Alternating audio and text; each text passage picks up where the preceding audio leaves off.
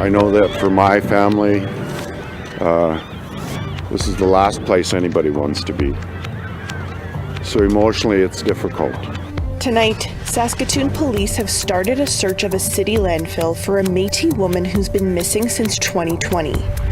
We are compelled to declare a state of emergency in Peguis First Nation. A $1 billion claim by the Peguis First Nation in Manitoba against the city, province, and federal government over flood damages. The Native American students that were there, they weren't participating. They pretty much were on the sidelines watching, I guess in shock, you know? And a shocking display of racism from some students at a North Dakota high school during their prom.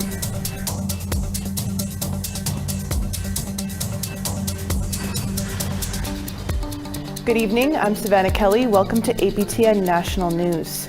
Pre-trial proceedings for the Jeremy Skibicki case continued in a Winnipeg courtroom today. The week has been all about the defense trying to get the judge to toss the jury. Skibicki is charged with 4 counts of murder. His alleged victims are all believed to be Indigenous. He has pleaded not guilty to all the charges. T.R. Wheatley joins us now.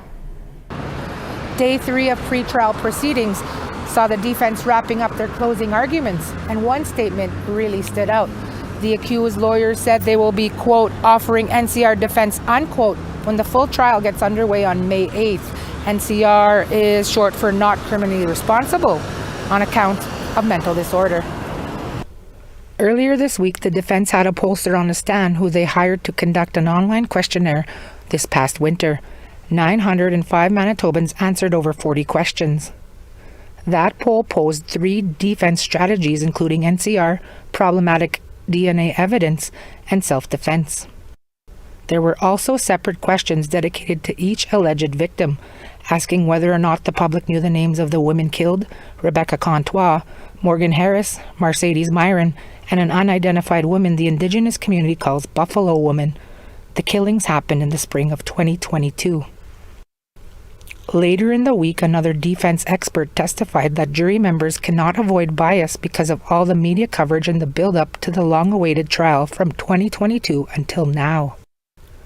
The witness referenced a 72-page document that lists 405 media stories and 129 other sources about the trial, including social media, Winnipeg police updates, and House of Commons debates. The defense said some of the information out there can't be unheard, including news about searching a landfill where it's alleged 3 of the women's remains are.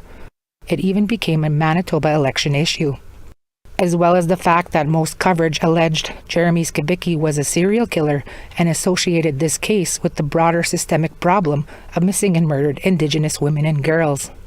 The defense said that's why this case should be heard by a judge alone, especially with a defense approach of NCR. The Crown referenced 2 high-profile jury trials that had extensive media coverage where the victims were also Indigenous, including the Robert Pickton trial in British Columbia. The other was here in Manitoba, the Cormier trial where he was acquitted in the murder of Tina Fontaine, despite all the extensive coverage that even included phrases like Tina's death galvanized the Indigenous community. King's Bench Chief Justice Ken Joyle is presiding over this trial. He also presided over the Cormier trial. Judge Joyle will make his decision on Friday as to whether this will stay a jury trial or move to a standalone judge trial. As for the NCR defense, it is worth mentioning that during jury selection last week, potential jurors were also asked about their opinion on not criminally responsible on account of mental disorder. T.R. Wheatley, APTN National News, Winnipeg. Thanks, TR. For more in-depth coverage of this week's proceedings, head over to aptnnews.ca where you can see stories from our web reporter Kathleen Martins. The Saskatoon City Police have started their search of the Saskatoon landfill for a young Métis woman. Mackenzie Trottier went missing in 2020, but police say they recently found evidence from devices that led them to a specific area of the landfill. Our reporter Rachel May was at the search. Mackenzie, we love you and we miss you deeply. Mackenzie Trottier was 22 when she was last seen in Saskatoon on December 21st, 2020. After 3.5 years, the search has now moved to the city landfill. Saskatoon's garbage trucks are equipped with GPS tracking, and the landfill is divided by neighborhoods. This has allowed police to pinpoint a 930 square meter search area. Mackenzie's father, Paul Trottier, said today is a difficult but important part of the journey. The enormous amount of work that's going on behind us is staggering. I know that for my family, this is the last place anybody wants to be. So emotionally, it's difficult. Over the next 33 days, Saskatoon City Police, Calgary Police Services, and specially trained dogs will be searching for evidence regarding Mackenzie's case. Saskatoon Police Major Crime Staff Sergeant Corey Lenius said working with the RCMP and Calgary Police has given them access to tools otherwise unavailable to them. So the canine units from Calgary and the RCMP, they're specifically trained dogs, purpose dogs. There's only a handful in the country, and they were available for us to use during this period. When asked what the dogs were trained in, Lenius said they are human recovery cadaver dogs. At this time, the search is still considered a missing person investigation. Rachel May, APTN National News, Saskatoon. We want to hear what you think about this or any other story you see here tonight. Here's how to continue the conversation. If you have a story you want to share, send us an email to news@aptn.ca. To read and watch our stories, go to aptnnews.ca. You can find us online on your favorite social media sites, including TikTok, YouTube, LinkedIn, and X. Follow APTN News to join the conversation and see our latest stories. The man who killed a Kaska woman from the Yukon community of Ross River in 2019 has been sentenced to a prison term. Our Whitehorse reporter Sarah Connors was at the hearing. The Supreme Court of Yukon has sentenced Philip Atkinson with a 9.5-year sentence in the 2019 death of Kaska woman Mary Ann Oley. 59-year-old Oley was last seen the evening of July 31st, 2019 at Atkinson's home. Her lifeless body was discovered there the next day, where she was pronounced dead. While her death was originally not considered suspicious, an autopsy later showed her body had signs of injury, including anorectal trauma that caused internal bleeding. 68-year-old Atkinson, who is also Kaska, was originally charged with first-degree murder a year after Oley's death. He pleaded guilty to the lesser charge of manslaughter as part of a plea bargain.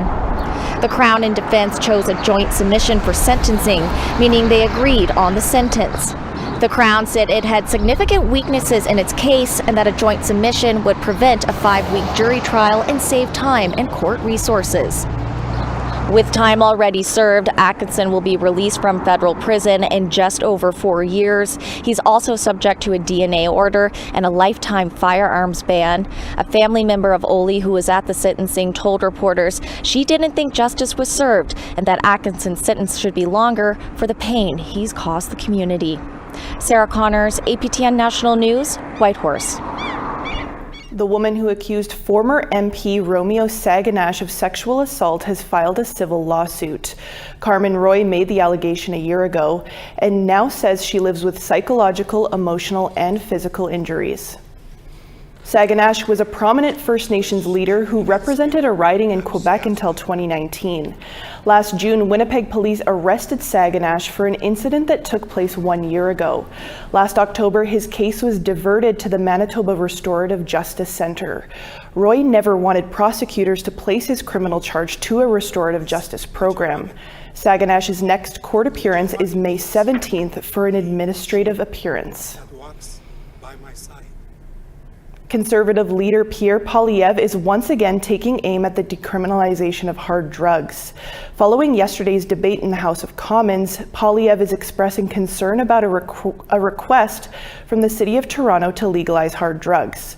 In a letter to the Prime Minister, Poilievre is demanding the PM reverse support for legalizing crack, cocaine, heroin, and other hard drugs, and to reject Toronto's request.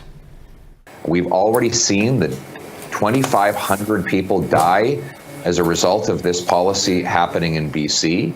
And yesterday I was trying to get the Prime Minister to commit that he wouldn't import this wacko idea to Toronto which is already reeling from his catch and release criminal justice system in car thefts, extortions, carjackings, and deadly violent crime, and he wouldn't do it.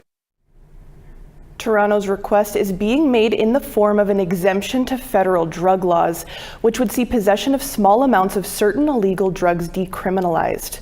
Polyev says a similar exemption in BC caused chaos in places like hospitals, parks, and public transportation. Winnipeg police today showed off some of the items seized during an interprovincial drug investigation. $1.7 million in Canadian currency, approximately 30 kilograms of cocaine, 75 kilograms of benzocaine, a large quantity of street-level fentanyl and oxycodone. Dubbed Project Soft Landing, the large-scale investigation targeted what police say was a high-level interprovincial drug network. 14 people, 9 from Winnipeg, as well as individuals from Vancouver and Ontario were arrested. Multiple police services were involved in the investigation in addition to Winnipeg Police. Some Indigenous students at a North Dakota high school walked out of their prom early after a racist display by fellow students. We'll tell you more about that after the break. Plus, why the Peguis First Nation in Manitoba has filed a $1 billion lawsuit. The scars left by these waters are not visible only on buildings alone, but are evident in the eyes and hearts of our people.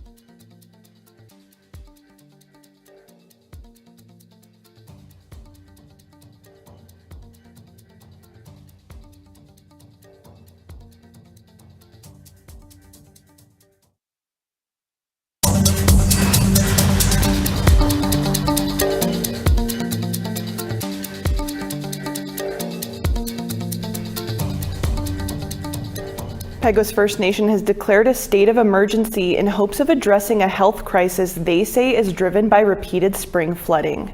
The news comes a week after the community launched a $1 billion lawsuit against the province of Manitoba and the feds for flood damages. APTN Sierra Bettens reports. Over the past 2 decades, repeated floods have devastated Peguis First Nation. This week, after launching a $1 billion lawsuit and declaring a state of emergency, the community hopes those in power will finally take action. On the land that Chief Peguis once protected, we are compelled to declare a state of emergency in Peguis First Nation.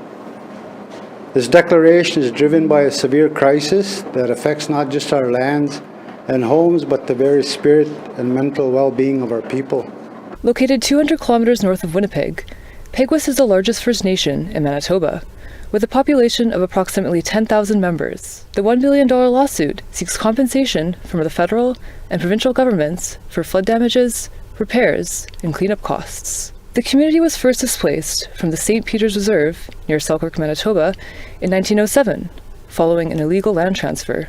Today, around 549 members are still displaced from the flood of 2022. Chief Stan Bird says there are over 180 condemned houses in Peguis. However, some families, lacking options, live in them. The scars left by these waters are not visible only on buildings alone, but are evident in the eyes and hearts of our people. A press release from Peguis cites increased reports of self-harm, domestic violence, and substance abuse in the last year. Patricia Caribou, lead of the Peguis Wellness Team, wants more autonomy from Indigenous Services Canada to address these issues. The answer is to allow Peguis to do what they see fit. How to help the families, how to help the individuals, how to help everybody. Peguis has their own answer for all mental health, physical health, the whole holistic healing of the community. Mike Sutherland is the band's director of special projects. He says the flooding is driven by farming in surrounding areas. Riparian areas, swamps, and wetlands have been eliminated in the rural municipality south of us. So, and those things hold water, right, to prevent water from flowing, and they're there for a reason. But yet, because of agriculture, they're all gone. While the community is part of a federal and provincial working group, Sutherland says they're still forced to prioritize crisis intervention over long-term prevention. How many times do we have to flood before they do anything? Like how many people have to die that are living out there, overdose or suicide, or elders dying while they're away from home because they're lonely. I mean, this has been our homeland for over 100 years. After decades of fighting for action, Sutherland says Peguis no longer wants studies, they want solutions. Sierra Bettens, APTN National News, Peguis First Nation. The federally owned Trans Mountain Pipeline expansion is now online. From here on in, nearly 900,000 barrels of bitumen will be shipped from Alberta to the BC coast for export. The pipeline was purchased in 2018 from Kinder Morgan for $4.5 billion. But delays and cost overruns ballooned the final cost for Canada to $34 billion. The expansion is expected to increase the value of Alberta oil by opening up Asian markets for the first time. An Indigenous mother from Porcupine in Standing Rock Reservation in North Dakota is speaking out this week about 20 Caucasian students who were caught on video mocking Indigenous powwow dancing during their annual school prom. This video was recorded on the night of April 20th at Flasher Public School in the small southwestern rural town of Flasher. Students can be seen dancing powwow incorrectly, screaming and hopping on one leg. Numerous Indigenous students from Standing Rock also attend school at Flasher and were taking part in the prom. They became visibly upset after witnessing the incident and decided to leave early. Mary Carey Moccasin, the mother of one of those students, questions why school staff didn't stop what was happening and called the incident offensive, racist, and disrespectful to Indigenous people. Flasher Public Schools superintendent did not respond to APTN News for a comment, but on the school's Facebook page, he said, "At no time was there any intent to disrespect the Native American culture. To the Native American people, we are sincerely apologetic. At Flasher Public School, now is the time to educate both students and staff on cultural sensitivity issues." The school now has 2 crisis counselors on hand for its students. Carrie Moccasin hopes school staff and students take the cultural sensitivity training seriously and learn from what she calls mistakes from that night. The Native American students that were there, they weren't participating. They pretty much were on the sidelines watching, I guess in shock, and some of the students, the non-Native students that were dancing, pretty much mocking us, were coming up to the Native students and telling them, "You should be out there, get out there in the middle, you're Indian, go out there and dance." We need to take one more quick break. When we come back, we'll tell you about a 3-day Indigenous apprenticeship forum underway in Burnaby, British Columbia.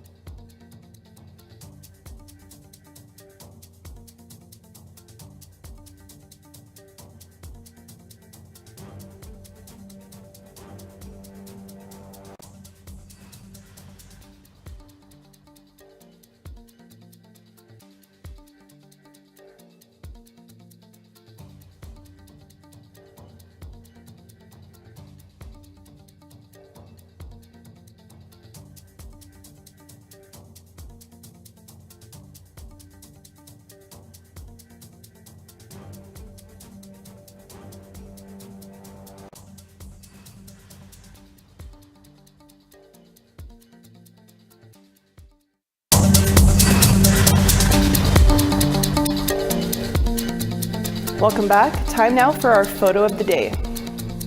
Carrie Slack shared the view from Ottawa, Ontario. The flowers are about to bloom as spring is in the air right across Turtle Island. Thanks for sharing that photo, Carrie. Keep these great photos coming. Send your pics to share@aptn.ca for the chance to be our next photo of the day. Now let's take a look at tomorrow's weather forecast. Over on the East Coast, 14 degrees for Halifax, rainy and 6 degrees in Charlottetown. Inukjuak, mostly sunny, 3 degrees there, La Grande River plus 15. Quebec City, rainy and 9 degrees, Val d'Or plus 17 and rain. London, mostly sunny, 21 degrees there, Sarnia and Windsor plus 18. Kapuskasing, rainy and 16 degrees there, same thing for Timmins and Sudbury. God's Lake, rainy and 11 degrees, snowy and 3 degrees for Puckatawagan. Winnipeg, rainy and 10 degrees there, Barons River, mostly cloudy and 12 degrees. Regina, rainy and +8. Yorkton, +12 and rain there as well. Stony Rapids, snowy and 4 degrees. Uranium City, sunshine and +9. Sunshine and 8 degrees in Fort Chip, high level +16 and sunny. Calgary, snowy, 5 degrees there. Edmonton, +10, mostly sunny. Penticton, sunshine and 20 degrees. Bella Coola, +19. Fort Nelson, mostly sunny there, 17 degrees. Prince Rupert, sunshine and 14. Mayo, 15 above there. Whitehorse, sunshine and 15 degrees. Wati, mix of sun and cloud, 10 degrees there. Yellowknife, +11 and sunshine. Paulatuck, snowy and -8 there. Colville Lake, -7. Baker Lake, snowy and -3. Cambridge Bay, mostly sunny, -2 degrees there. Igloolik, mostly cloudy and -10. Iqaluit, -3.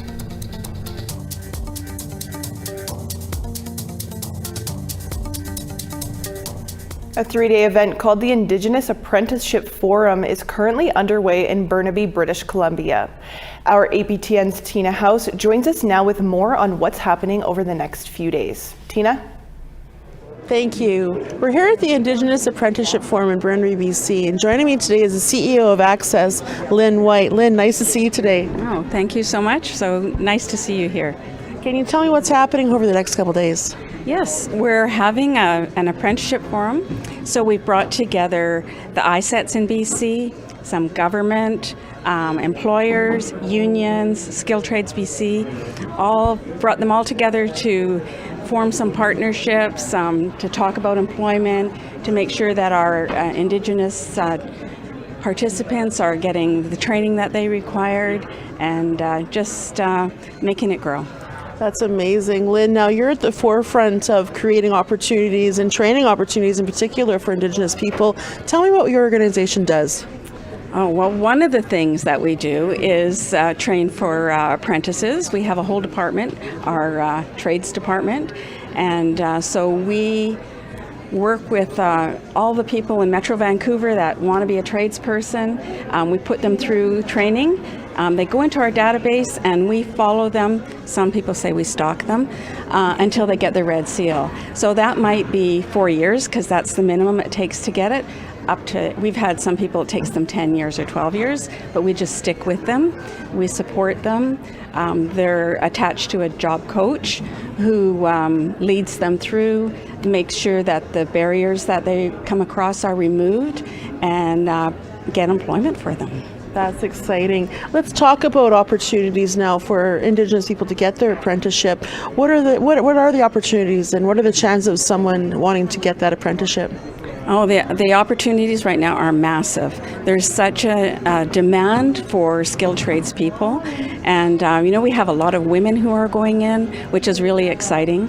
And one of the most successful programs that we have is the electrical program, and we've developed, along with our partners, EJTC and Skill Plan, we've developed a pathway so they don't have to have the physics and the hard stuff to get in. We have a pathway through that, and over the past year we've graduated about 24% women. Wow, that's amazing. Well, congratulations on the success of your organization and many others that are here today. Yes. Thanks so much, Lynn, for joining us. Back to you in studio. Thanks, Tina. And that's all the time we have for your midweek news. As always, for news anytime, you can visit our website at aptnnews.ca. I'm Savannah Kelly. Marcy Miigwech, thank you for joining us tonight. Take care and have a great night.